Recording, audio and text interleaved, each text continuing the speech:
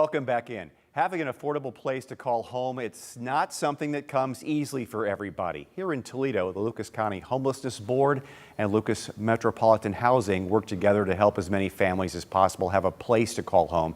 This afternoon, we have Michael Hart and Rachel Gagnon with us to talk more about the efforts.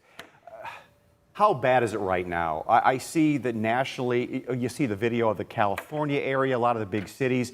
There's homeless everywhere, and we, of course, know it's in Toledo as well. How bad is it? Is it as bad as it's ever been? It's not necessarily as bad as it's ever been, because we've shifted how we think about these things. We focus on getting people into housing, not just providing shelter or temporary solutions, but really solving the basis of the issue, which is the lack of a home. But really, in the past couple of years, we've seen homelessness reach levels that it hadn't in over a decade prior.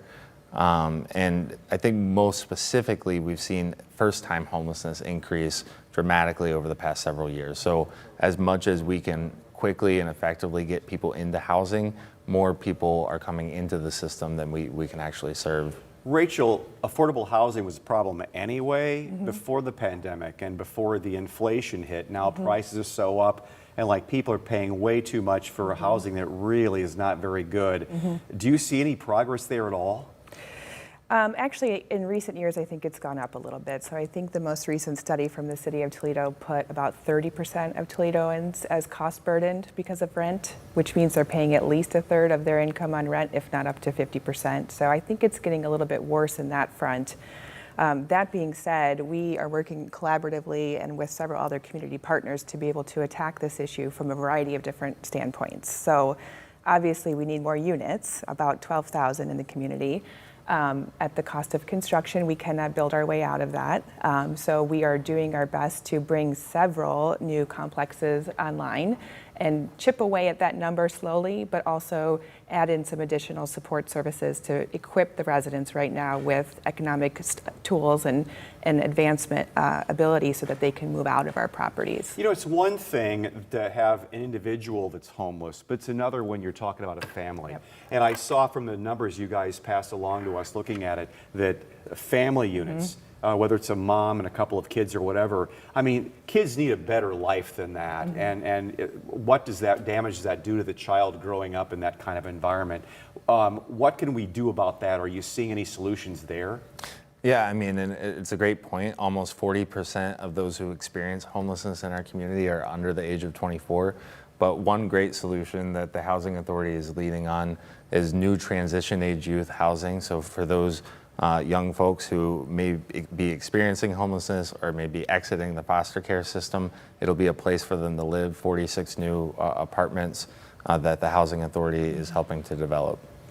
The homeless has been around. It's been around forever. The problem. I mean, there's mental illness. There's drug and alcohol abuse. That can never be taken care of. But it's the people that are in this situation through no fault of their own, just strictly like they lost a job or they got booted out of their apartment because for whatever reason, and like. You just feel so bad for these. These are people you deal with on a daily basis. What can be done to help these people? So for every situation, it's unique, right? And so where we have found success is partnering our two organizations and really spending a lot of time looking at those unique situations of each individual or individual family. We had one particular program during COVID as a result of some of the resources that came down from the federal government of new vouchers, and that voucher program was extremely successful because it coupled flexible resources for search, for furniture, for move-in expenses, and it really allowed our teams the time to spend a lot of attention and hand-holding and support and person-centered approaches for each one.